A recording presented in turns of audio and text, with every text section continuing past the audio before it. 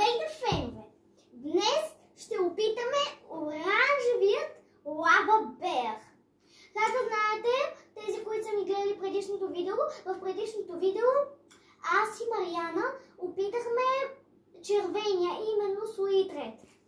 Ред е на оранжевия лава бер, Orange Magma. Ето го. Нека на портокал.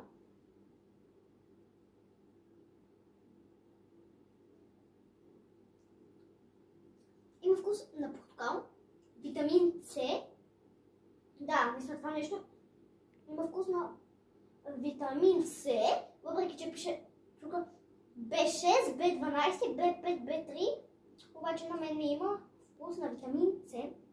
Има вкус на витамин С и портокал, буквално. Буквално има вкус на витамин С и портокал. Мариана, твоя е честа да опиташ. Добре.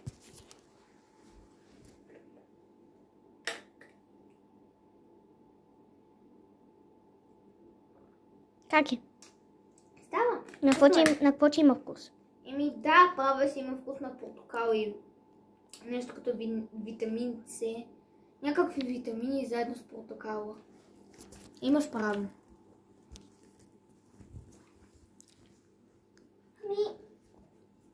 Честно да ви кажа, фенове, повече ми хареса Sweet Red.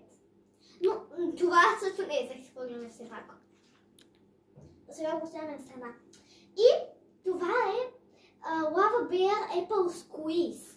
Ако искате да го опитам него в част 2, ще има част 2. Това видео, което сега гледате, трябва да събере 15 харесвания. 15 харесвания и ще опитаме Lava Bear Apple Squeeze. Чао, фенове, благодаря, че гледахте. Абонирайте се за канала.